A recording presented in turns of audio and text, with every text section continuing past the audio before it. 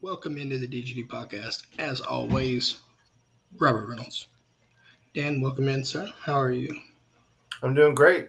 Ready to get going. Got a lot to talk Oh, about. yeah, we might as well jump right into it because we have an absolutely loaded show to y'all. Just gonna let y'all know. NFL draft just come and gone. 8 dogs drafted. 11 have new homes. So we're gonna talk about that.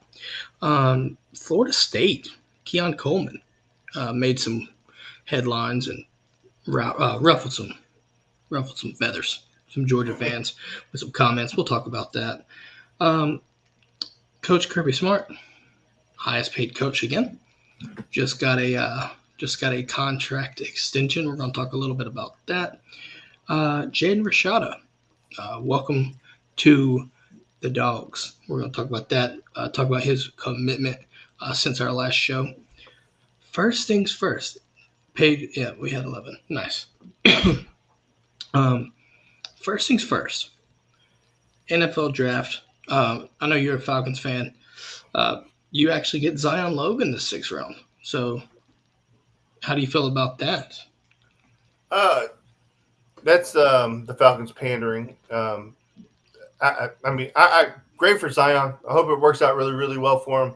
But there were much higher quality dogs that were available in other spots, and they were passed over. So listen, we had a chance to take Jalen Carter last year, didn't do it because character issues. So at the end of the day, I think I'm going to just become a free agent and become a fan of another team because Atlanta Falcons just piss me off at a different level every single year. They're the dumbest son of bitches on earth, and I just it is whatever. Like I said, I hope it works out for Zion. This is nothing against Zion. I mean, great kid, productive player, but don't get me started. I'll get real wound up. Fair. So you got Brock Bowers going the first dog off the board. Pick 13 to the Raiders. Didn't necessarily see that coming, but I think that's a decent spot for him, to be honest. I saw this video of some Raiders fans kind of disliking the pick, and I was just like, oh boy, like he's more than a tight end. But we'll let you figure that out. But you know what? To be completely honest and to be fair to those fans, it's very much in the same ilk of the Falcons taking Michael Penix. It's nothing to do with the player. It's team needs and Yeah. Brock Bowers. Brock Bowers is a weapon that the Raiders couldn't afford, if that makes any sense, because they don't have the quarterback situation figured out. They don't have the best offensive line in the world. They have, the running back thing is not 100% solid. It's just, to me, with the Raiders situation, and I talked about this on our show, is that I hope that it works out for Brock, but there's nobody to get him the football. Him going to the Jets would have made a lot more sense because they have a lot of things in place, and Aaron Rodgers is a guy who can get the ball. But again, I hope it works out for Brock because he's a hell of a football player, and I don't think his first year with the Raiders is going to be indicative of the talent level that he is because, again, they're not really a team that was – it just wasn't a good fit because they have a lot bigger needs than a freaking tight end, if that makes any sense. But at the other side of that coin is, in the draft you want to add quality players, and he was the best available that should have been gone a long time before then. So for the Raiders, I understand their perspective is we're not going to get the first of anything because we're picking 13, so let's take the best tight end. Well, also keep in mind, they do need a quarterback, but I was actually proud of them for getting arguably the safest pick in this draft and not reaching for a quarterback, right? Hell, you had in the first 12 picks, you had 6 quarterbacks, which was a first. Also, you had, what was it, 14? 14, I think it was. 14 straight offensive picks. Mm-hmm. Nuts. So yeah, I thought they did good picking him, to be honest, because if you don't find a quarterback or you have an issue there, look at next year's class, and I'm sure you'll probably get another quarterback, right? Get a quarterback first, and you've got Brock Bowers at that point. So, and he's versatile enough as well, right? I think that's another key. But you got Brock Bowers to the to the Raiders. Then a few picks later, you got Amarius Mims to the Bengals. Protecting Joe Burrow. I like that. I think he's going to have good upside there. They're massive as well. You got Orlando Brown there too, and they're just huge human beings. Well, that makes perfect sense to your point. You talked about Brock being a good fit with the Raiders. This is a hell of a pick by the Bengals because Joe Burrow is arguably one of the most valuable players in the NFL, and your job is to protect it by any means necessary. And Amarius Mims is a massive human being, and he is going. Yeah, there's very little downside of that pick. Makes perfect sense to me. Well, also keep in mind, right? I mean, at pick 18, right, there was already been a few tackles, right? So, I had Mims going at 20 to the Steelers, but like I said, he goes pick 18, so you get 2 first-round picks, and then in the second on night 2, didn't take long for Ladd McConkey to get drafted. Excuse me, Chargers trade up and get him at pick 34. Our fun fact, had he been drafted at 35, he would have joined DeAndre Swift and Nick Chubb as 35, our 35th overall picks, all from Georgia, would have been that case. Would have been a fun fact there. But Ladd going to the Chargers, Justin Herbert getting a weapon, I think that's a huge deal. Huge deal. 100%, and like they need pass catchers severely. All of their pass catchers are gone. They couldn't afford to pay any of them. So there is going to be plenty of opportunity for Ladd McConkey to step in and contribute. He's got to. It's not one of those things where, hey, it's gonna be cool if he can. Like, no, like they drafted him to play because Keenan Allen's gone. Mike Williams, yeah, they're all gone. Everybody's gone. So Ladd is going to get plenty of targets. So I think he'll help out too. Obviously, I think Herbert's one of the future quarterbacks, right? The future faces of the NFL potentially. So I think that's a good situation for Ladd. I think you'll notice a trend here as we move along. I think for the most part, most of these Georgia players end up in good situations, at least in my opinion. We can talk about that too. Looking down, second round still, pick 42. I think this was arguably one of the best situations he could have been.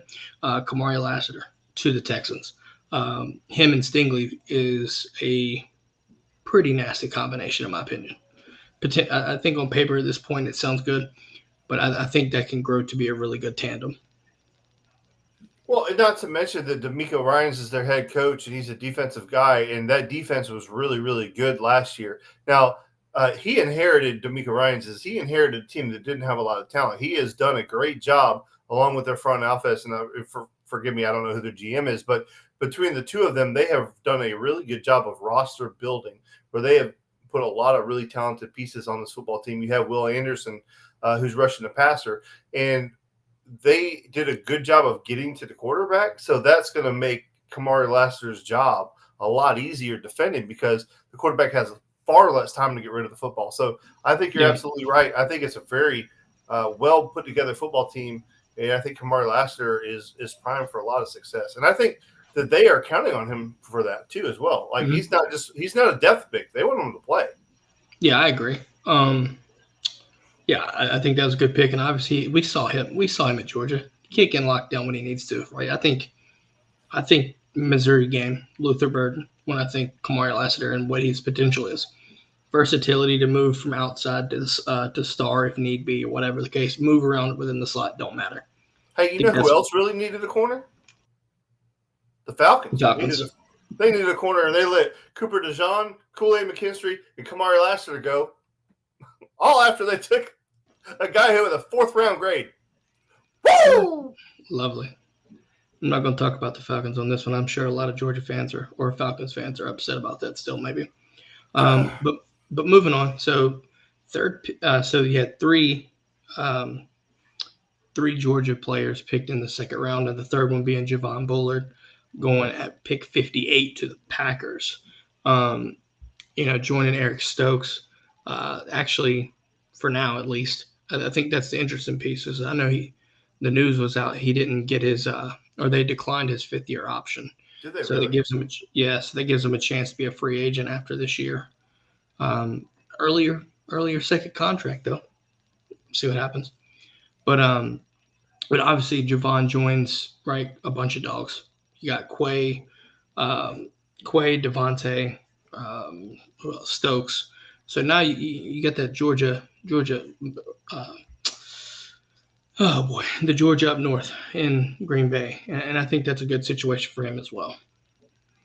Well, Because I think and they needed help in the run game. I think you're going to see that with Javon.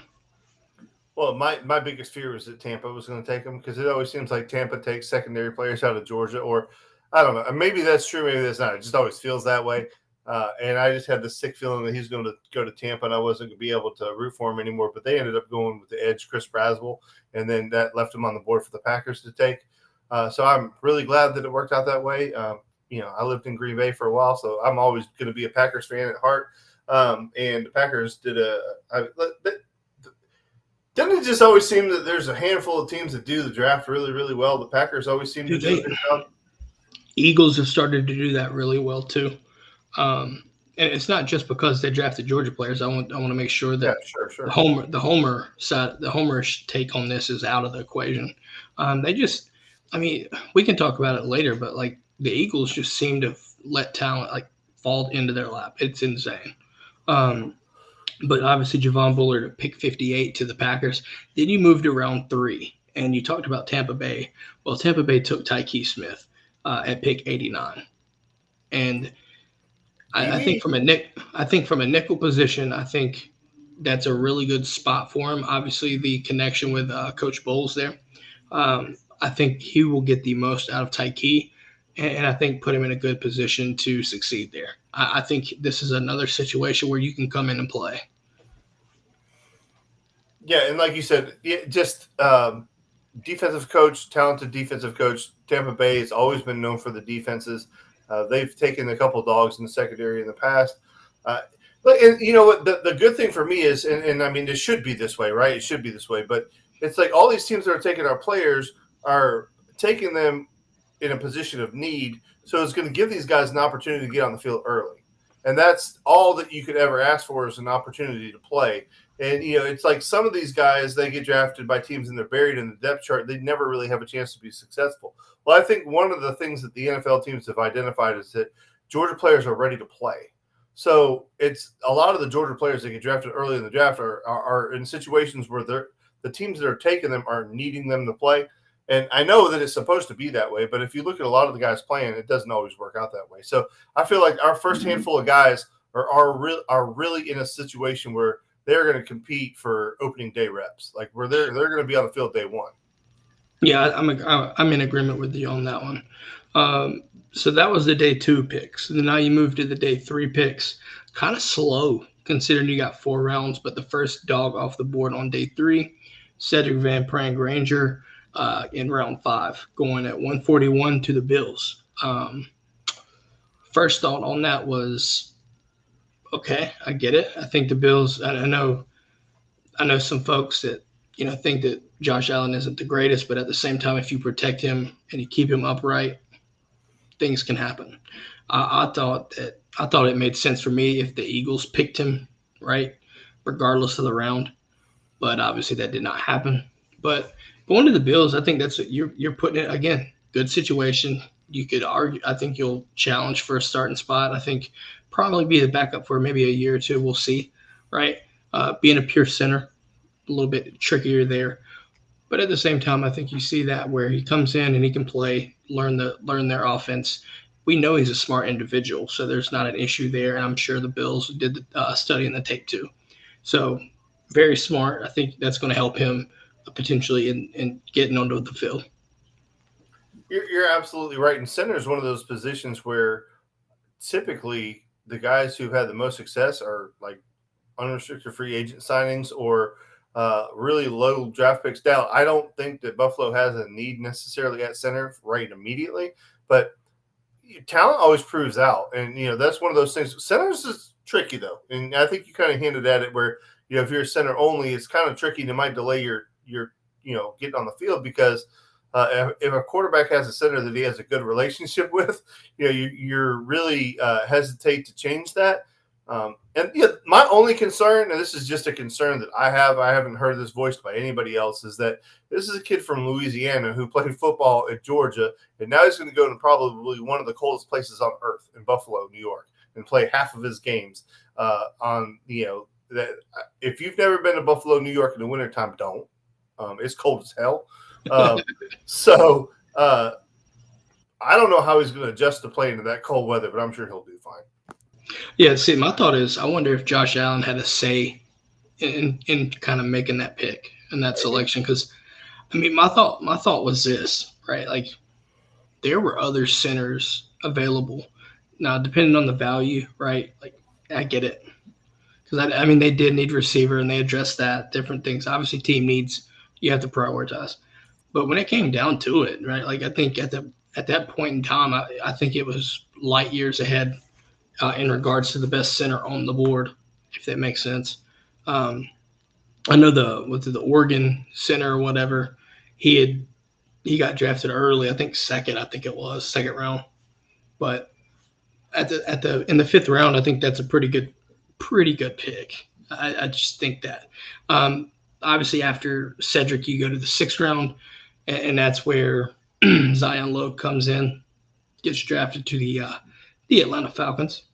So, and that was pick 197. We kind of talked a little bit about that as well.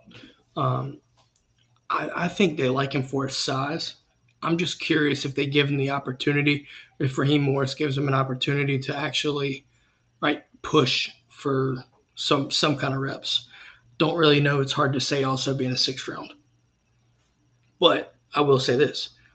I'm not mad, but I'm kind of shocked that he actually went drafted in the 6th round. I would think maybe at most late 7th.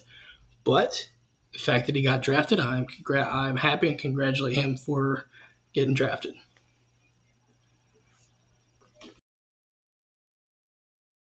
You are muted, sir. I apologize there. And you said it's surprising that the Falcons took him maybe a round early. It shouldn't surprise you, it's the Falcons. But yeah, my only concern with that part of it is that the Falcons took, 4 defensive linemen. So, And then they've got 2 guys that they like at defensive tackle. So you're right.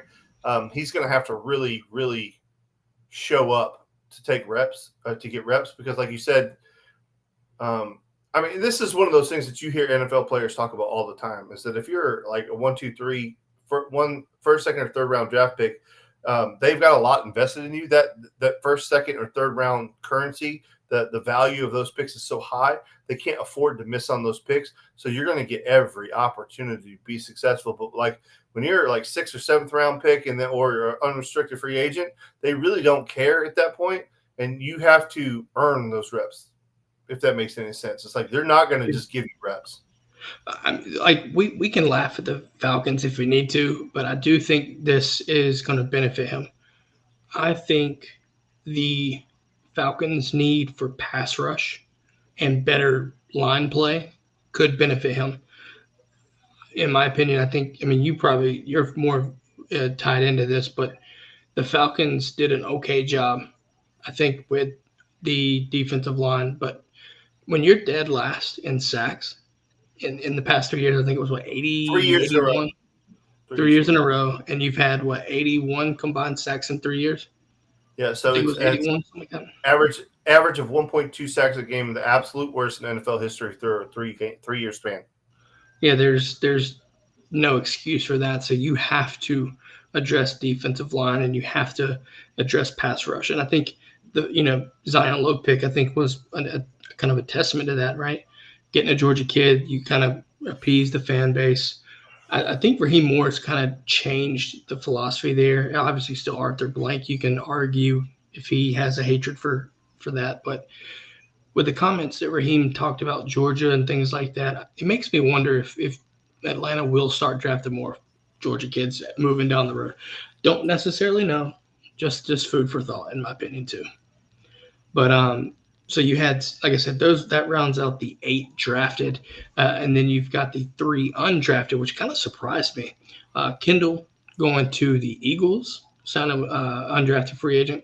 Dejon going to the Steelers, and then Marcus Rosemy-Jacksaint to the Commanders. I think those are good situations. I think you get all those guys get to prove it. in my opinion. I think they'll make a roster. Whether they'll get playing time, questionable. Maybe special teams will to start, but I think most of those. I think Rosemead will make the Commanders roster. Questionable with Kendall. I think if he's healthy, I think he'll be fine. And then Dejan, I think Dejan can easily make the roster with Najee Harris's 5th-year option not getting it's got declined. So maybe there's something there for Dejan in Pittsburgh. Well, if you look at the Eagles situation, like you said, if Kendall's healthy, I don't see him having a problem picking up second-team reps at all because they got Saquon Barkley, obviously, to carry the load. But, with a running back, Saquon's, I want to say he's like 25 or 26 years old, so he's not old by any stretch of the imagination. But he was used pretty heavily with the Giants. So they're going to want to obviously feature him, but at the same time, get somebody to take the load off. And Kendall has the talent to do that. And that's the thing that's never been the question as far as I'm concerned with Kendall. It's always been the health. And that's the one thing that you can't control. And it's not like, I think Kendall took a lot of crap for stuff he couldn't control. And I think it was just really unfortunate and unlucky. But he's a really talented back. And then Dejan with the Steelers. Like you said, I think he can make that roster. I think it's going to be harder for Dejan because he's always underestimated. Like it's not a talent thing with him because he came into Georgia and nobody expected big things out of him, but he ended up being the lead dog, and because he earned it. And he just, no matter how much somebody wanted to tell you that Dejan couldn't do it, he shouldn't be the guy. He just ended up being the guy. And I think that's one of those things that, if you have patience with him, he could end up being the guy. See, my thought was this though. I think with Tomlin and really for both of these guys, the Eagles and Steelers both are known for taking a bunch of Georgia players. So part of me believes they understand what they're getting just because they're from Georgia. Sure. But at the same time, I think you're banking on Kendall to stay healthy. If Kendall stays healthy, you get the best version of Kendall Milton, I think you've got a good shot easily making the roster and maybe fighting for some reps, even with Saquon there, because they're different and they complement each other even if he's there. But I think with Dejan, I think it'll be interesting to see as well. Dejan surprisingly can run between the tackles surprisingly well and get skinny, very, very elusive because he has the ability to get skinny and one cut go. That stuff to me matters because when it comes to the NFL, the holes that you saw at Georgia are far smaller. I mean, if you get a wide open hole like you saw at Georgia, that's a home run shot. You better take it to the house. Getting skinny, getting upfield, all that stuff matters, and I think both of those guys can do that easily. But then you look at Marcus Rosemead at the Commanders. Listen, they just got Jaden Daniels, and I think that's a good. Marcus Rosemead could, if he finds his way into a rotation or getting some kind of reps, maybe that's something good for Jaden Daniels, right? We'll see. I mean, I think Marcus Rosemead. I would say the Commanders don't have a lot of receivers, so there's an opportunity. Yeah, I think by default there's an opportunity. Yeah, for sure. I know. Go ahead. I'm sorry. No, just thinking. Just because you're undrafted doesn't necessarily mean that you're not going to be able to make it. Right? We've seen some crazier things happen. Yeah, I mean, my point is that if you're walking into a loaded room, your odds are stacked against you. He's not walking into a loaded room. So there's opportunity for him. And, one of the things that I've always heard from guys that I know that played in the league is that if you come down to a 6th or 7th round draft pick, it's better to be an undrafted player because you get to pick your situation. Oh, it's 100%. I mean, you're losing the guaranteed contract, but you have options. And I think it weighs itself out. Right, because, for instance, Marcus Roseman-Jackson, he probably got talked to probably 10 teams out of soon. But you have the option to look at a situation and assess your options in regards to my possibility of making a roster. Mm-hmm. I think the Commanders is an easy shot right there. So, I mean, it's the same. Same could be said with Kendall and them too. I mean, listen, Kendall going up there with a bunch of dogs, right? And then you look at Dejan, bunch of dogs, right? Darnell and Broderick, and you see what I mean? Like they're going into good situations, even as undrafted free agents. They got to choose, but at the same time, they went to good situations. Now, whether they make the roster, well, obviously that is TBD as they go through the mini camps and stuff like that. But opportunity to get into making a roster is more than enough. Yeah, the one thing that confused me as far as that goes, and you were just talking about a second ago, if you're undrafted, you get to pick the situation that's best for you. Sam Hartman picked the Commanders. Like they just took a quarterback at number 2 overall. Like that guy's going to get, but they took Robert Griffin III, and then they turned around and took Kirk Cousins in the same draft. So maybe it works out for Sam Hartman. That was actually a guy that I was kind of hoping would catch on with the Falcons before I knew they were going to take Michael Penix Jr. in the first round. Yeah, I feel you. I mean, ultimately, I'm kind of excited to see how these guys do because I think they landed in good situations. If you had to, who's going to make an impact the earliest out of all these guys? Who do you think would be that guy? That candidate Mims. for the? You think Mims? Yeah, because you're playing. You're not going to be asked to play left tackle. You'll be asked to play right tackle, something that's very familiar with, and you're protecting one of the most valuable pieces in the entire NFL. I think if you were to stack up the most valuable players in the NFL, of like who's actually, I'm not saying MVP, I'm saying actual and like most valuable. Like the Cincinnati Bengals are nothing without Joe Burrow. Oh, dude, it's obvious. Every year that he's been healthy, they've made the playoffs and AFC championships and stuff like that. When he's not on the field, they don't even make the playoffs. So he has the ability to make the biggest impact because he could start day one and protect arguably the greatest piece in the NFL. Now, if he can't do that, he won't be on the field. So there's that. And then outside of that, I mean, obviously, Brock Bowers would be low-hanging fruit saying that he's making an impact, but I don't think the situation that he's in is going to allow him to be that guy. That's why I picked Mims. And then I think Lassiter is in a really good spot too. I'm going to go Lad McConkey. I think with Herbert, Herbert there, looking at the division as well, right? Looking at the division, you've got the Chiefs, things like that. There's a possibility that you see, some key moments and some big impacts being made, and especially because you don't have Mike, you don't have Mike Williams and then Keenan Allen. Mm-hmm. Losing those guys, that's a lot of reps, a lot of targets. Can Lad McConkey do the same thing that we saw him do at Georgia? We'll see. But if he's able to create separation, I'm not saying he's a Puka Nacua, but there's a good shot that you can make an instant impact as a rookie. I would love to see it. But also I think Javon Bullard could make some waves early. I think we'll see what they look like, how things go. I think Tyke would be I think all of them can state a case in all seriousness. Maybe Cedric, I have to see about that situation, but and Zion, I think Zion has an opportunity. And if you get an opportunity, can he make the most of it? But only time will tell.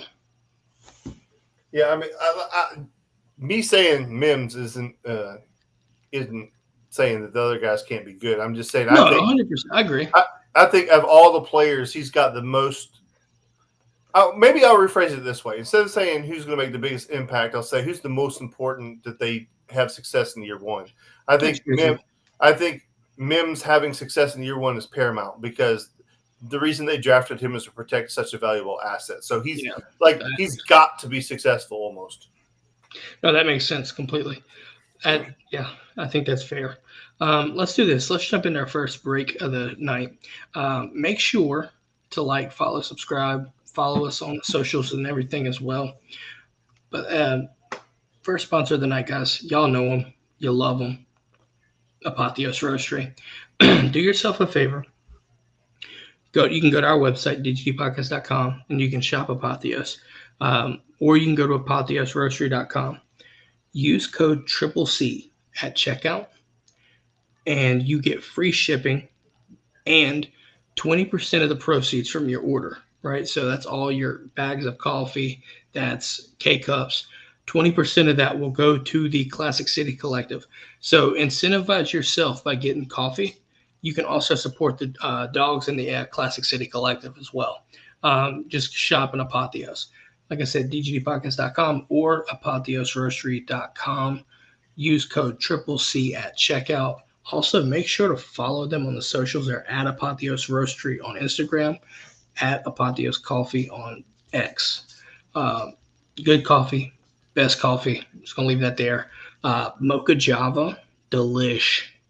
I don't know if you've ever... So, my son plays basketball, and we went to Lake Point this weekend, and guess what kind of coffee they serve at the Lake Point basketball facility? Let me take a guess. Not Folgers. No, that'd be Apotheos coffee. Listen, based out of Kennesaw.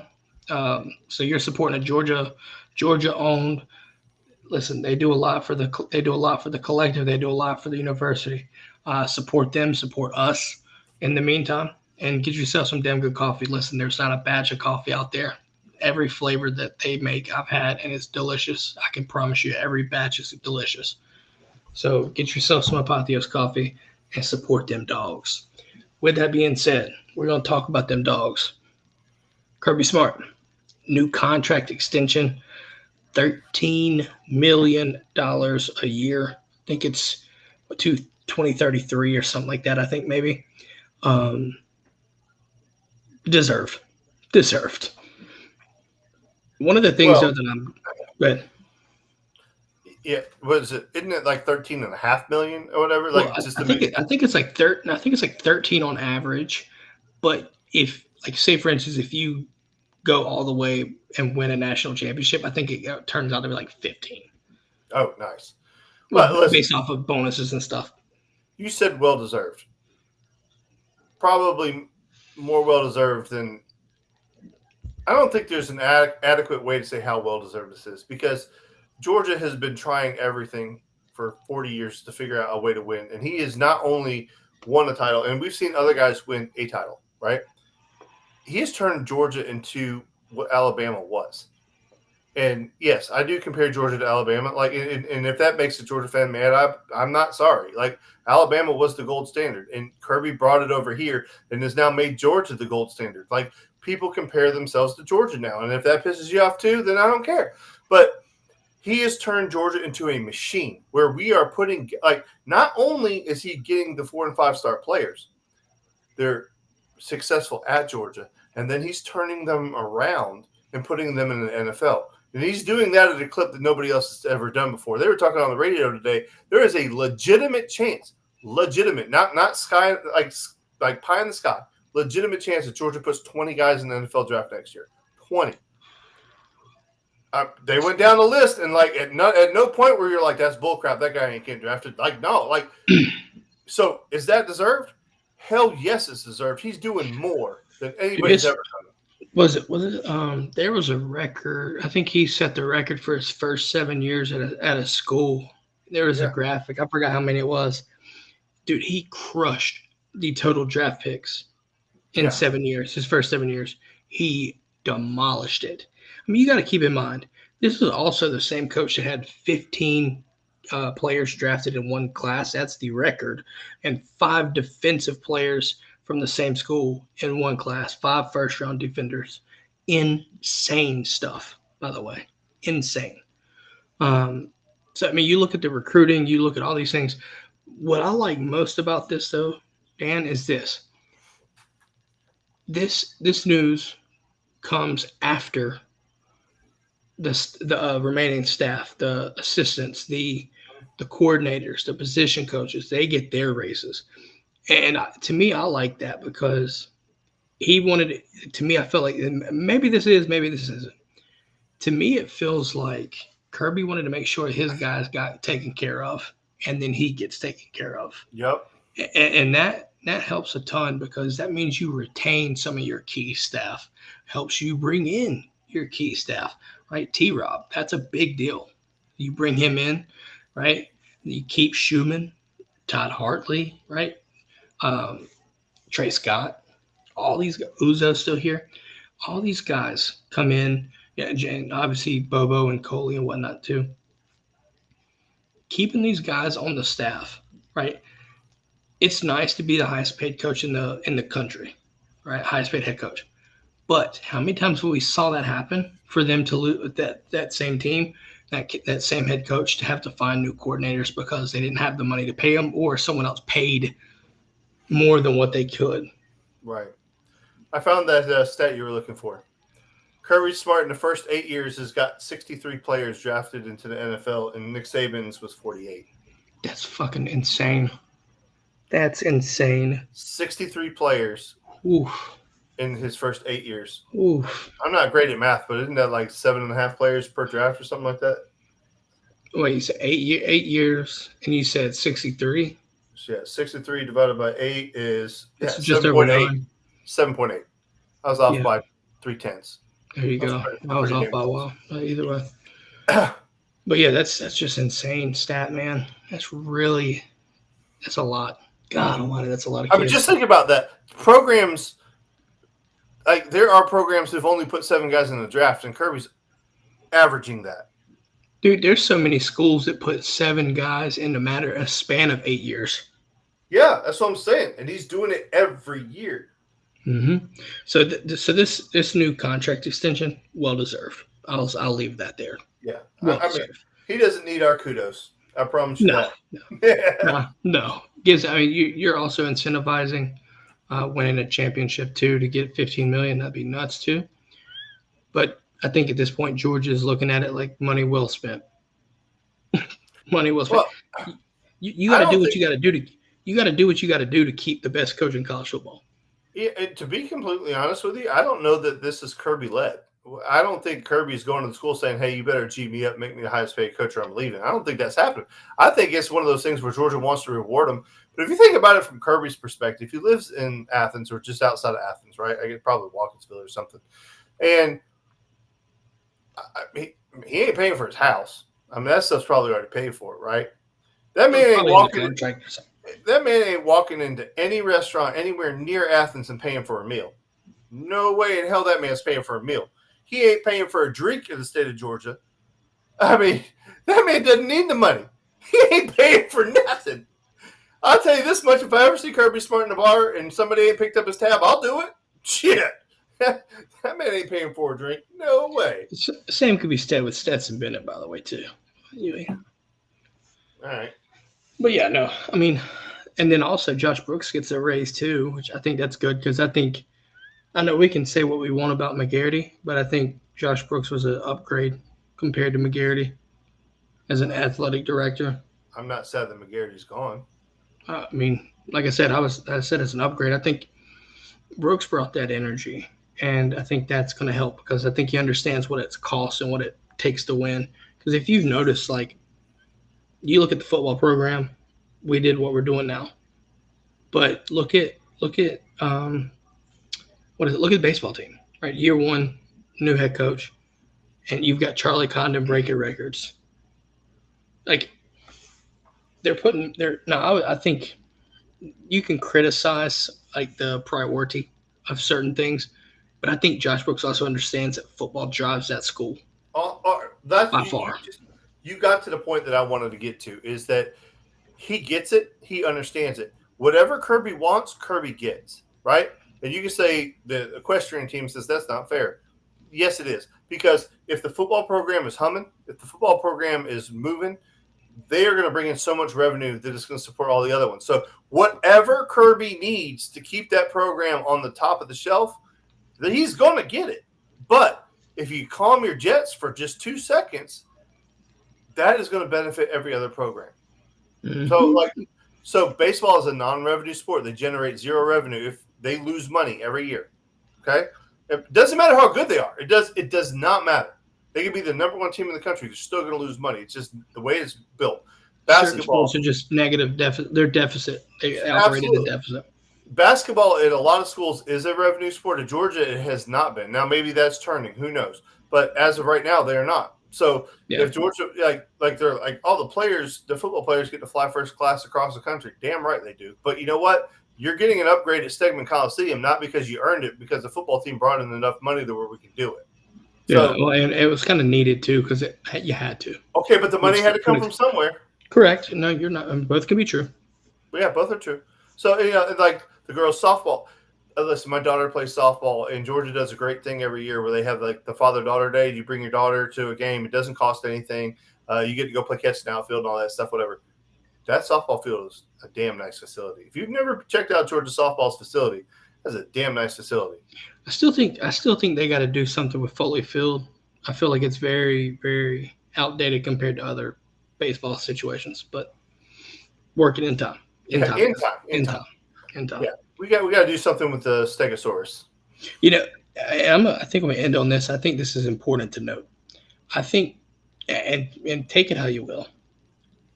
I think Kirby Smart and Georgia have entered this Saban-like contract structuring, in a sense that, right? Because you remember when Saban would always get a contract extension to make him the highest paid. Mm-hmm. I think you're going to see that, or very well could be seeing that take place with Kirby and Georgia, and it's by necessity.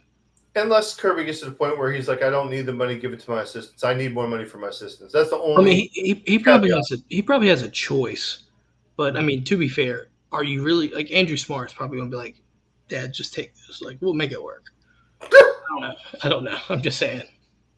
But he runs the ship anyway. So let's be honest. Like Andrew Smart got us 2 titles, not Kirby Smart. All right.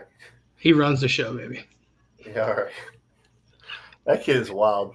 Oh, boy, he's something else. Something else. All right. So we've talked about Kirby and that. We got to do this, but let's jump into the second sponsor of the night, guys. Get yourself geared up for game day in the fall with our friends over at Alumni Hall. Listen, do yourself a favor. Now, this you have to be specific. Go to our website, DGDpodcast.com. Shop Alumni Hall through our website. If you do that and you place an order, whatever the case may be, a certain percentage, 8%, I'll give it specific, 8% we will send to the collective on behalf of your purchase. That's something that the DGD podcast wants to do for the collective. Right, we're trying to do what we can to support them dogs. So, with that being said, go to DGDpodcast.com. Listen, Alumni Hall's got your Nike, Cutter and Buck, Peter Millar, Yetis, 47, all that good stuff. You name it, they got it. All licensed Georgia apparel and gear. Get yourself for game day, tailgating, you name it. Go to DGDpodcast.com, shop Alumni Hall today. As we welcome in Keon, it's the perfect time to do this. It's the perfect time. Absolutely perfect. And you want to know why? Keon, you want to know why it's the perfect time? Why? Because there was a specific situation that pissed a lot of Georgia fans off. Had people feeling some kind of way. Let's jump straight into it. Keon Coleman was on a podcast, and long story short, basically said that Georgia losing in the SEC championship game cost Florida State. And I'm sitting there, I'm paraphrasing, obviously. But basically, I'm listening to it as kind of an excuse. And it just continued on by basically just going off on Twitter with Georgia fans chirping. Listen, he was just one opt-out. Just one. Even if Florida State would have been full strength, you're still getting beat by 20. Like I think they did a model before that bowl game. Full health, like everybody healthy, Georgia's up by favored by double digits easy, like 16-17, fully healthy. Why I don't understand this situation where you still like you're blaming, like taking a shot at Georgia for losing at Bama, like losing to Bama, right? And then like the bowl game didn't matter. It's like, dude, you could have played, but you didn't. So what's your? I mean, I thought it was nonsense, in my opinion. I didn't entertain it as much as other people did. but I do understand people getting pissed off about it. They have a right to be pissed off about it. I don't see what they're mad about. We played them. We lined it up. We beat the shit out of them. We move on. I mean, it's that simple, isn't it? I mean, 1 + 1 is always 2, right? So depends on who you ask. mostly Well, 2. here's my Sometimes it's question. 3, but I ain't gonna get into that math. I have a legit question. How many first-round players did they have sit out of the draft or sit out of the game? How many? One. Was it what? One. It was first. First. How many did Georgia have sit out? 2. So we're winning that. How many second-round players do they have? 1? I believe so. it's 1. We had 2 second-round players? No, they played. Let's see. No, that's just the thing. My point is just like, bro, like, y'all need to calm down. Like, we had talent, too, that either didn't play or played a little bit. So here's my thing, right? When you talk about a team losing by 60 points, it's hard to say that your full team healthy is worth 60 points, especially when you don't have a differential of really beating any team on your schedule by at least 35. So it's kind of like, right? Because at least for Georgia, we could say we did that Ole Miss game. We did it all damn year. We really did, but I just threw out that one just to be, But even then, in that game, like, I just don't understand. Look, I know you want to get a little morale consolation prize to your fan base, because Florida State feel like they got cheated. And for what it's worth, I agree with them. They did get cheated. Because at the end of the day, people can say, oh, well, it's about what team looks the best and this, that, and the third. No. I think you play to win the game, in the words of Herm Edwards. And you go out there and you lay it all out on the line. And that's one thing I feel like Florida State did throughout the regular season. But still, nonetheless, that's not an excuse for your guys to sit out, to say, oh, drafting and this and that and the third. Because if I'm going to just be honest, if I'm Mike Norvell, I'm looking at everybody like, you could have played. Don't sit up here and cry later because your boys got nailed to the cross. Like, I'm not hearing those tears. It is what it is, man. Y'all came out there, y'all got y'all ass beat, rightfully so, like the good Lord intended, and then you left. I mean, it was a wham, bam, thank you, ma'am, get out. Well, right? Let me back up your point real quick. So this is just ranked teams, okay? Georgia beat Kentucky 51-13. Kentucky was ranked number 21, okay, or number 20. Florida State didn't have a win like that, okay? We beat Missouri 30-21. Okay, that's only 9 points. It's not a big deal. We beat Ole Miss. This is the game you're talking about. They were number 10 in the country, 52-17. That's an ass whoop. All right, we beat number 21 Tennessee, 38-10. That's a 28. That's 4 damn touchdowns. 4 damn touchdowns. You can string together 3 or 4 FSU games where they didn't score 4 damn touchdowns. We won by that much. Wait. Before you go further, for the audience, just in case y'all don't remember, Tennessee scored a touchdown on the first play of the game and then never again for the rest of the game. That is correct. So, I listen, that's my point. I'm just going to go over the ranked wins. Those are ranked wins that we had. We lost to number 8 Alabama. Well, Alabama was not number 8 when we played them. I don't know what that bullshit is. But anyway, we lost to Alabama 24-27, which could have easily been a game that we won. It doesn't matter. But that, like, we put it on people all year long. So, like, what makes you think that we wasn't going to put it on you, though? Right. And people want to look at it, yet again, Florida State fans want to look at it like it was a consolation prize game. You can say that. I'll be the first one to say that I feel like Florida State, they got shafted when it came to the whole playoff situation. They really did. I mean, because they deserved to be in. You can say whatever you want, but at the end of the day, they showed up to the party undefeated. Problem is, they had the wrong address and they got jumped. Yeah.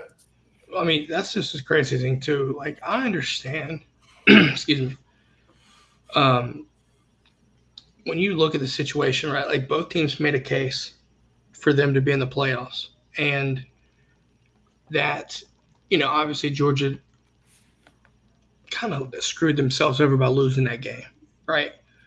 And I understand where he's coming from. And, obviously, if Georgia wins, they're in the playoffs, and it would have been a playoff matchup anyway. So it's kind of a slight at the playoff committee by not selecting Florida State too. But just even if it was in the playoffs, it would have been an ass whipping. I'm sorry. It would have been an ass whipping either way. It wouldn't have mattered the bowl game. Yeah. I genuinely think it's the contrast in culture that is blatantly obvious. Now, if there's something to play for, sure, you're probably going to see Jared Verse and all these other guys. But that's not just because you get screwed out and you can't just take your ball and cry and go home. That's what a lot of them did.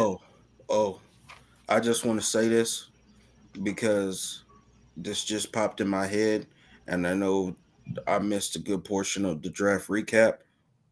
Wi-Fi going horrible. AT&T's coming out here tomorrow. But thank you to all 31 of the NFL teams for drafting Georgia players that you did and not allowing the Eagles to get any more of them. I deeply appreciate that shit. They got Kendall Milton in a free agent. He's like, damn it, man. This is the best part. This is the best part of my day. You forgot about that. It's all right, Keon. It'll be all right. Thank you to the rest of the NFL teams for picking up everybody else from Georgia. Because, boy, if the Eagles would have somehow ended up with a Kamari Lassiter or a Javon Bullard, I would be absolutely conflicted. Oof. Because, wow. I will say this, side note, I know this is a college podcast. The Green Bay Packers are about to be really good this year. Really good this year. Also, shout outs to the Atlanta Falcons for ruining my first round dreams, but also picking up Zion Lowe. Thought that was really nice. That's right. You wanted Penix, didn't you? Yeah, sure did. So now he's going to be damn near 30 before he goes out there and plays any meaningful football. So who are you a fan of? Cowboys? I'm a Giants fan. We only got Andrew Thomas over here right now, as it seems. I mean, we have Lawrence Cager, but Hey, it is what it is. Andrew Thomas is still holding it down. It's so crazy to watch him play every Sunday and say, man, you deserve so much better than us. But I'm happy he's here because without him, we wouldn't have a competent offensive lineman. So, you ready for this? It's time. Keon, last topic of the night. I'll let you get started on this. I'm going to give you your thoughts on this first. Jaden Rashada to Georgia commits. Love that. All right, so fellas, I'm just going ahead and tell y'all this. We're just going to have a little honesty hour, us three and everybody else that's watching. So here's the thing. Jaden Rashada is going to be our next quarterback. I know. Crazy. Wow. What? Yeah, I know. But it's going to be great. Gunnar Stockton, we appreciate you. We do. Jaden Rashada is going to be our next quarterback. I just need the fan base to understand that, accept that, and move forward. Now, we will bring back this. Look, we didn't bring him in for no reason. One, I'm not gonna lie to you. I'm not gonna lie to you. But he's gonna be the next quarterback. I like the pickup. I think it's gonna be really good for us moving forward. I promise you he'll play at Georgia. He didn't come here to be a backup. He could have just stayed where he was at.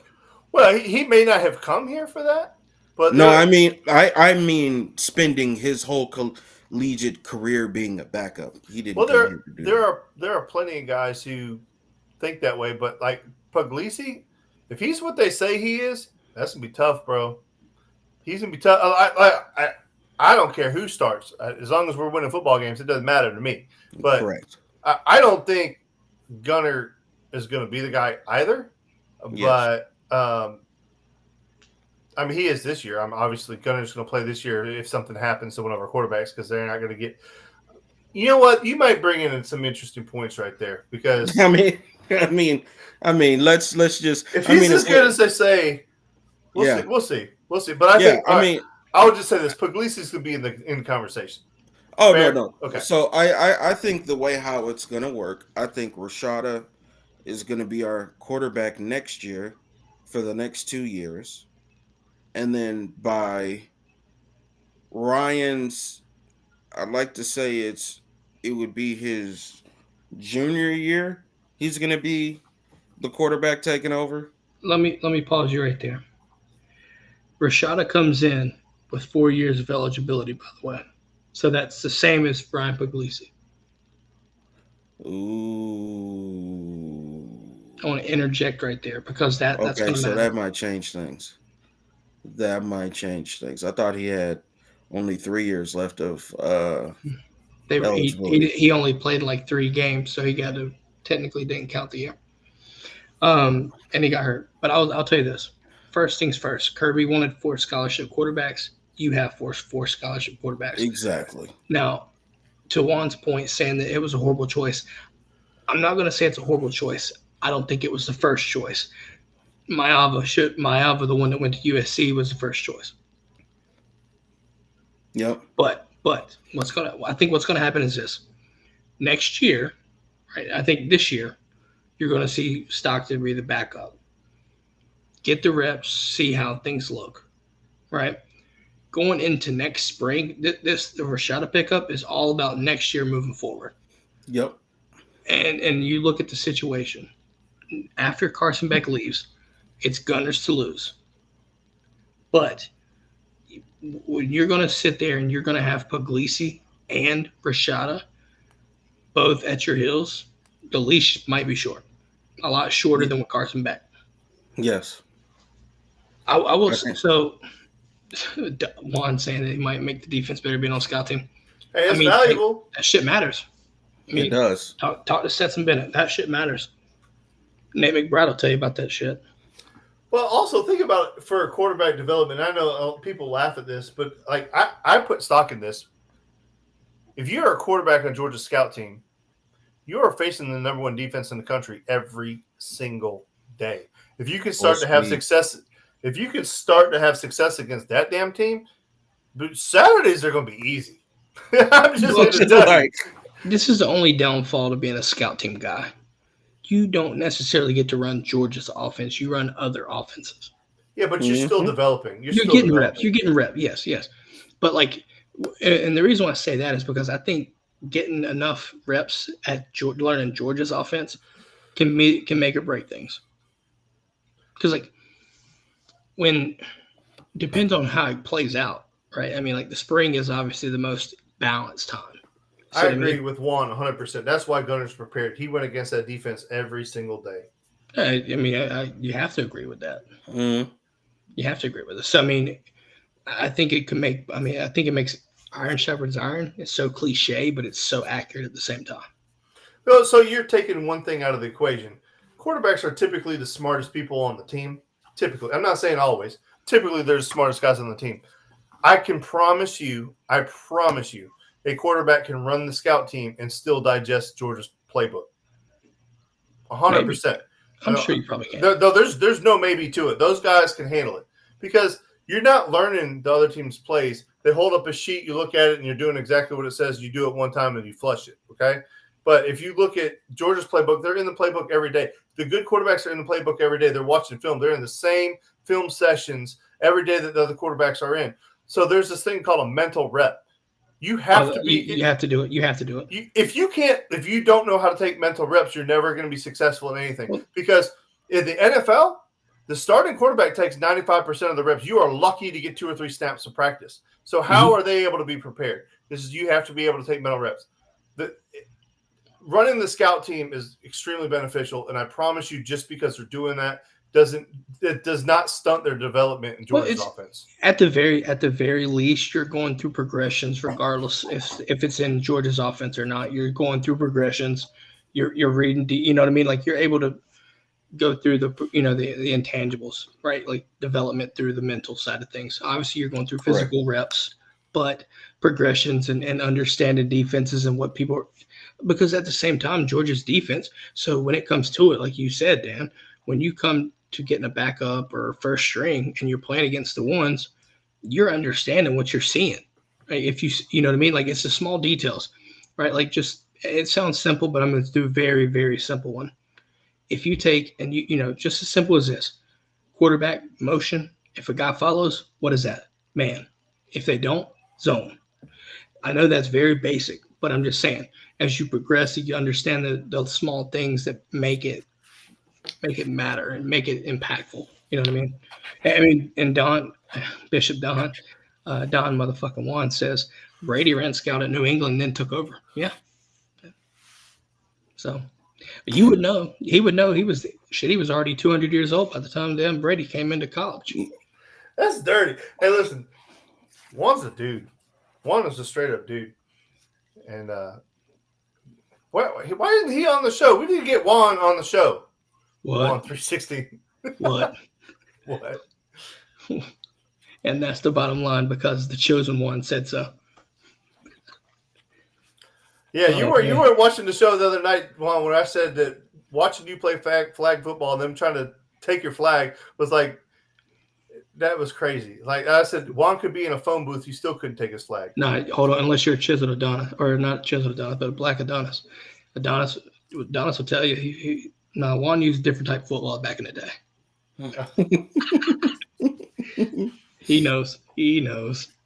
But no, I mean, in all seriousness, so I'll tell you that one of my favorite parts about this whole commitment from Rashada was he made some comments, and it seems like he wants to come compete.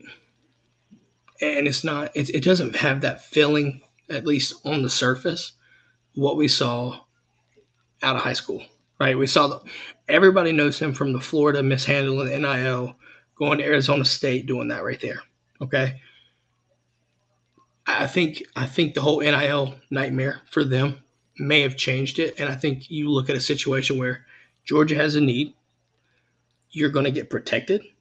You're going to win games, competing for championships. If you can do all 4 of that and get the opportunity to be a starter, and I said opportunity, not guaranteed, because I think that Kirby will never guarantee that shit at the quarterback position. Just won't guarantee it, period, anywhere. You earn that shit. So I'll let Keon say what he wants to say, but there's only one thing that I enjoy about the Rashada commitment. There's only one thing that I thoroughly enjoy. Watching Florida squirm. Damn right. They were so mad.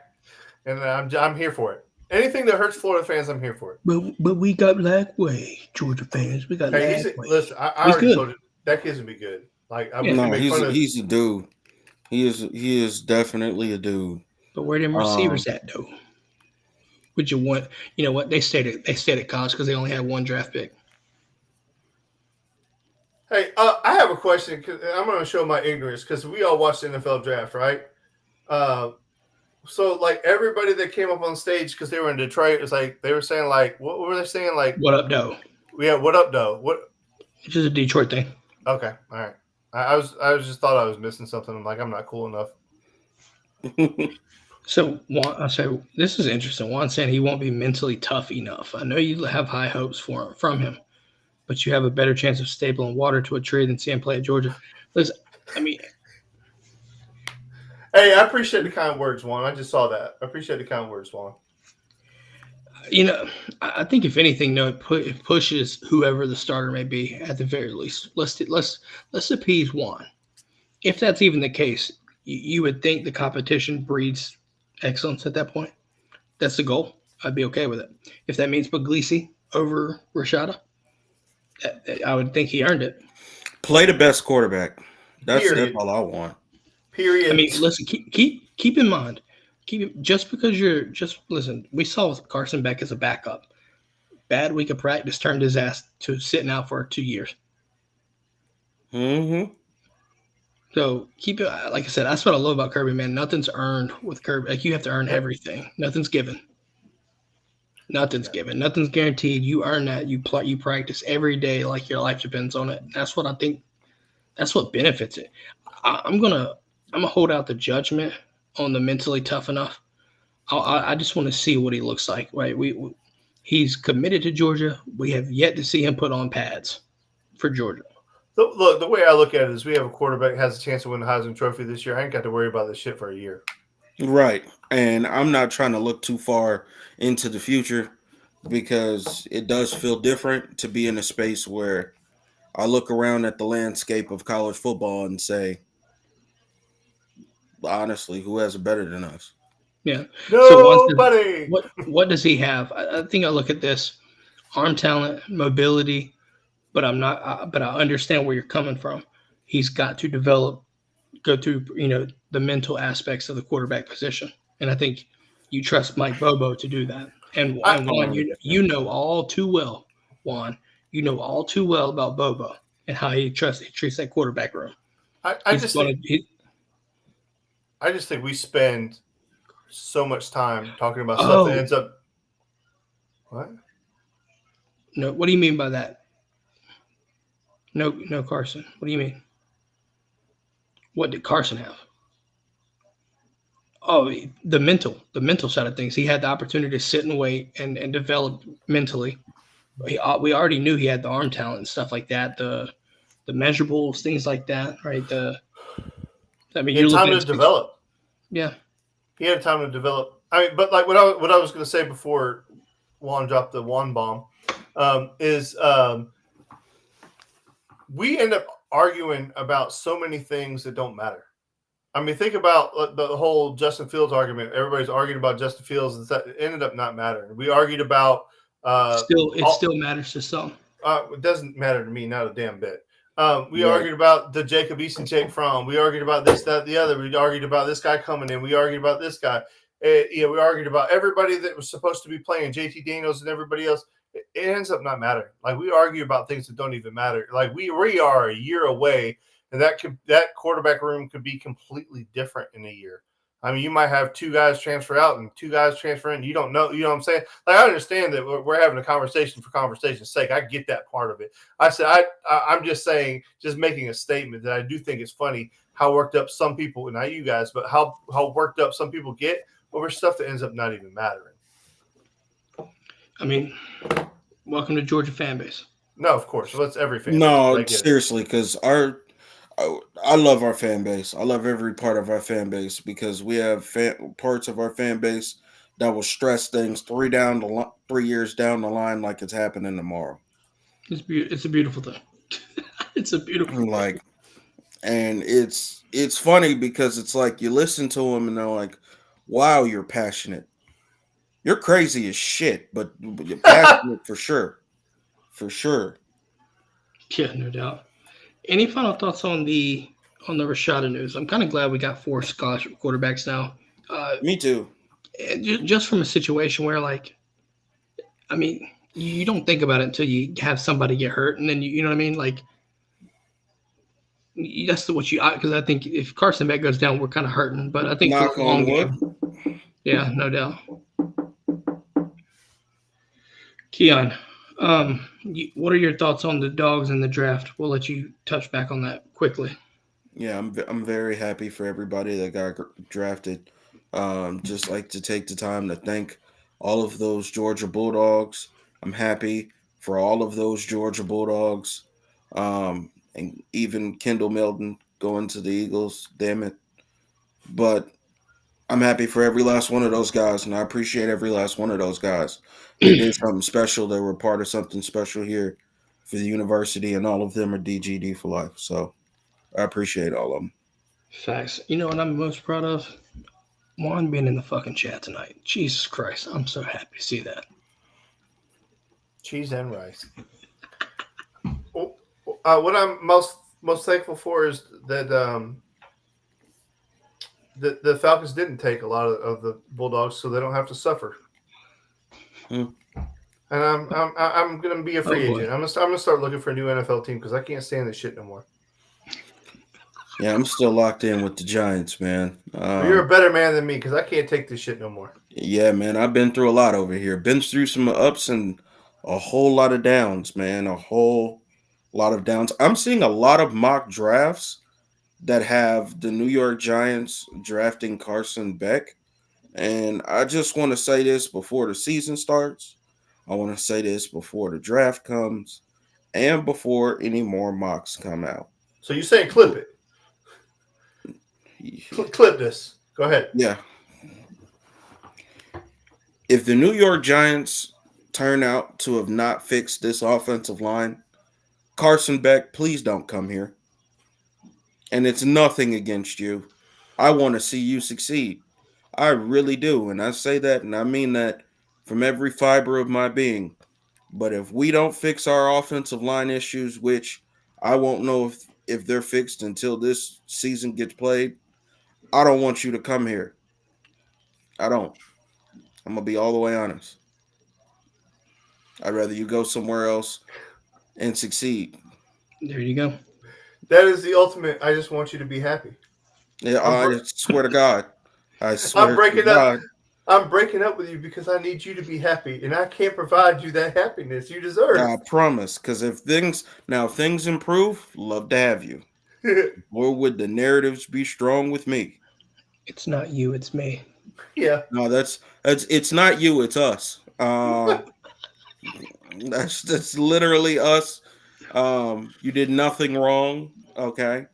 It's just that we're gonna be really bad this year, and I'm not gonna lie. You might be the guy. Hopefully, offensive line is fixed, so you can be the guy. Well, Anyways. at least you're not a Falcons fan. Yeah, we'll leave it on that note right there. Guys, Dan, where can people find you if they want to follow you, boss?